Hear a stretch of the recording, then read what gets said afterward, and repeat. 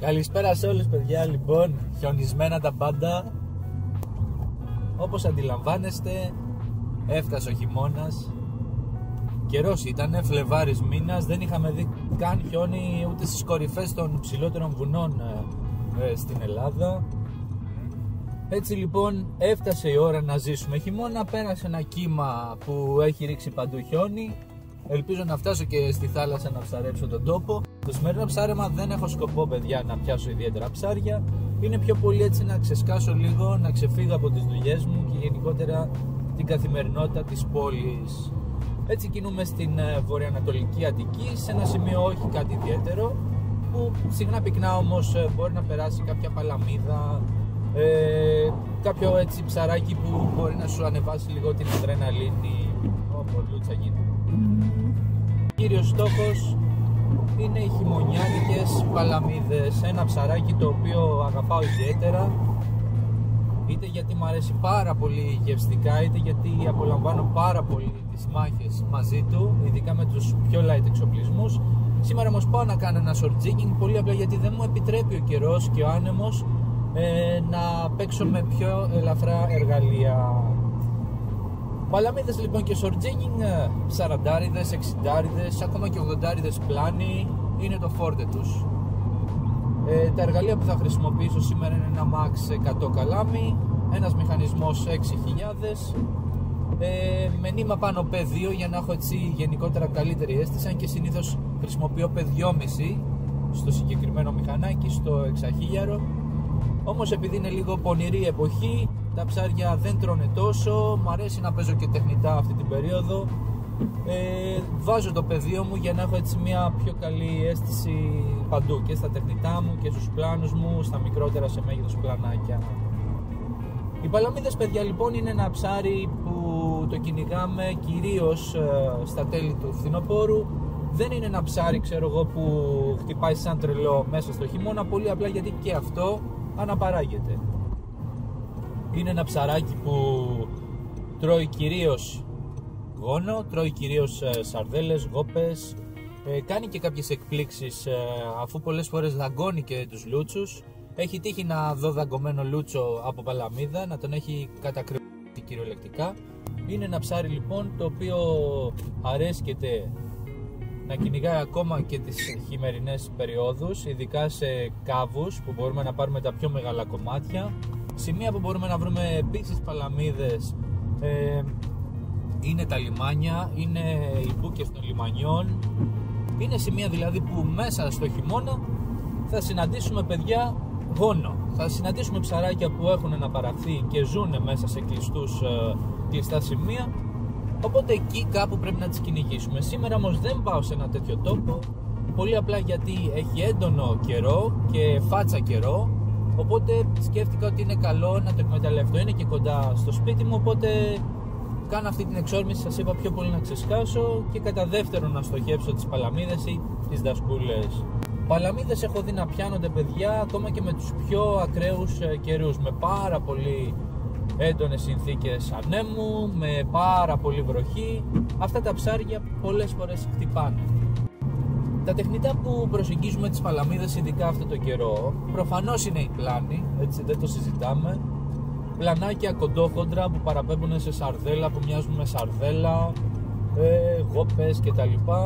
Είναι η φτιάξη τους. Αν δείτε ότι δεν χτυπάνε σε αυτά όμως, δεν είναι καθόλου άσχημη ιδέα να χρησιμοποιήσετε πλανάκια τα οποία μπορεί να είναι έντονου χρώματος, να αφήσετε τους φυσικούς χρωματισμούς και να παίξετε με πιο έντονους χρωματισμούς, έντονα ροζ χρώματα, πράσινα, κόκκινα, γενικά χρώματα που δεν σας γεμίζουν το μάτι, όμως αυτά τα ψαράκια τα κάνουν πάρα πολύ ενεργά και κάπως τα τσιγκλάνε για να βαρέσουν. Τέτοιες εποχές βέβαια να θυμάστε ότι κοντά στις ακτές δεν θα βρούμε τα μεγαλύτερα του είδους. Σας είπα, τα μεγαλύτερα έρχονται στο τέλος του φθινοπόρου, τα σηκώνουμε τότε.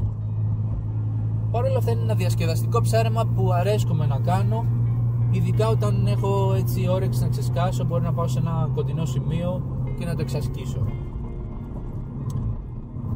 Τύποι τεχνητών που βαράνε επίσης τέτοια εποχή. Τα sinking pencils, παιδιά, είναι ένας τύπος τεχνητών που τους αρέσουν πάρα πολύ, ειδικά στα πιο χαμηλά στρώματα της υδάτινης στήλης. Μπορούμε να πάρουμε ακόμα και στο πέσιμο, χτυπάνε και στο πέσιμο αυτά τα ψάρια, είτε είναι πλάνη είτε είναι sinking pencil τεχνητά, και γι' αυτό το λόγο πολλές φορές οι παλαμίδες μας δίνουν αυτά τα άστοχα strike, χτυπάνε δηλαδή, στο πρώτο μας τρομπάρισμα το ψάρι ξεψαρίζει.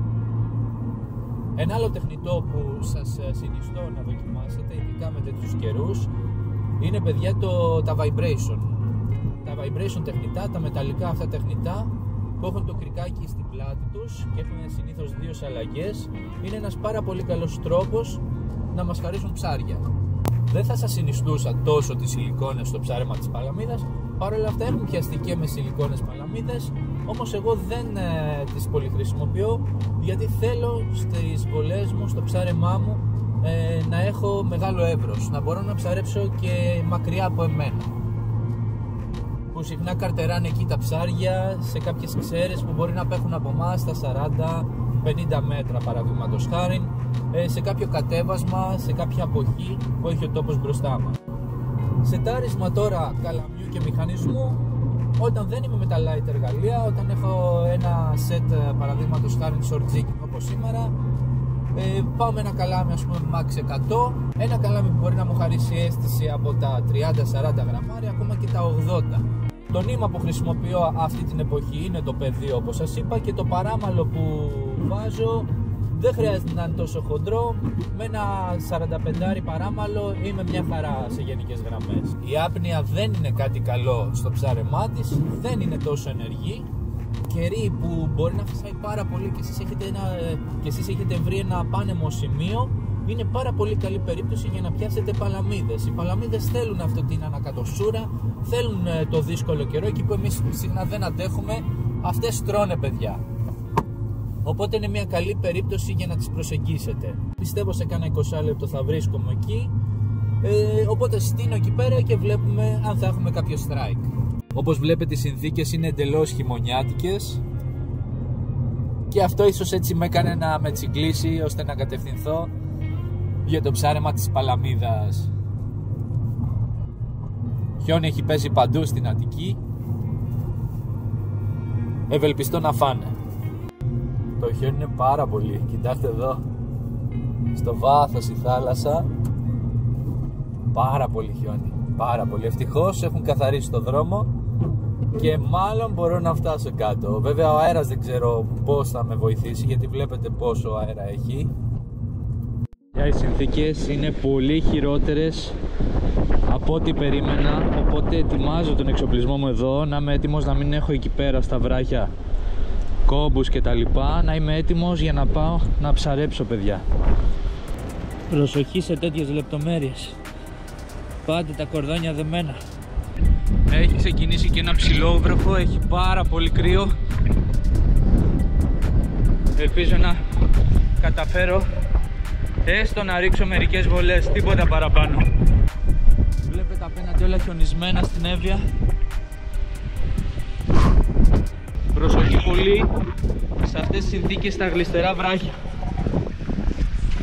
Τα βράχια με το κρύο και γενικά αυτό τον καιρό έχει βρέξει, έχει χιονίσει. Μπορεί πραγματικά να είναι καρμανιόλες. Βλέπετε εδώ είναι βρεγμένη βράχη.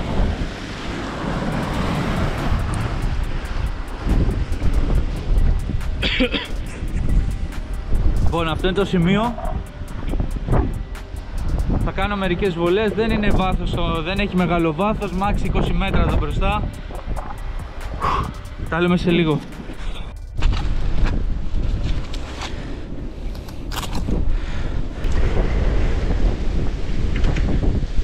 Πρώτη βολή. Έχω βάλει και χταποδάκι που συχνά πυκνά βαράνε σε τέτοιο συνδυασμό. Ο αέρας δυστυχώς δεν αφήνει να πετάξω μακριά. Τουλάχιστον ελπίζω να έχω αίσθηση με τον πλάνο μου.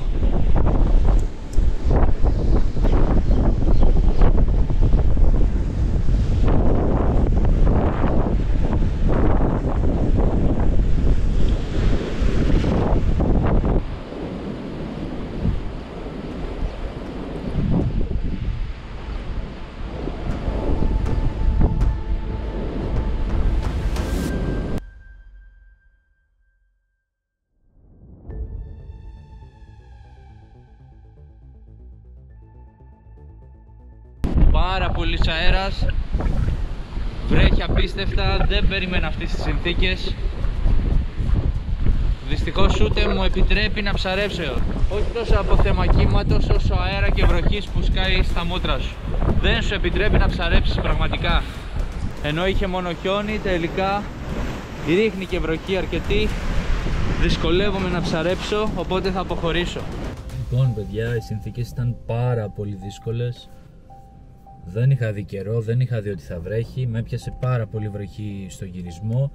Δεν θέλω να ρυψοκινδυνεύουμε τη βροχή. Στο παρελθόν μου έχει τύχει να με φορτίσει πάρα πολύ η ηλεκτρική καταιγίδα προφανώς που υπήρχε από πάνω. Μου βάρεσε τα χέρια, σχεδόν μου διάσα ολόκληρος, πέταξα καλάμια μηχανάκια κάτω. Κάτι ανάλογο γινόταν και σήμερα. Ένιωθα μια τάση όταν έριχνα τους πλάνους μου. Οπότε αποφάσισα να μην ρισκάρω καν τη σωματική μου ακεραιότητα και να γυρίσω σως πίσω. Δεν πειράζει όμως, τουλάχιστον ξέσκασα.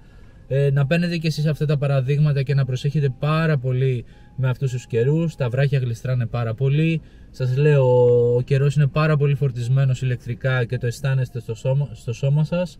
Μην ρισκάρετε τέτοιες συνθήκες, γυρίστε στα σπίτια σας, γυρίστε στην ασφάλειά σας. Μείνετε συντονισμένοι λοιπόν παιδιά, σας ευχαριστώ πάρα πολύ για την υποστήριξή σας, τα λέμε στο επόμενο.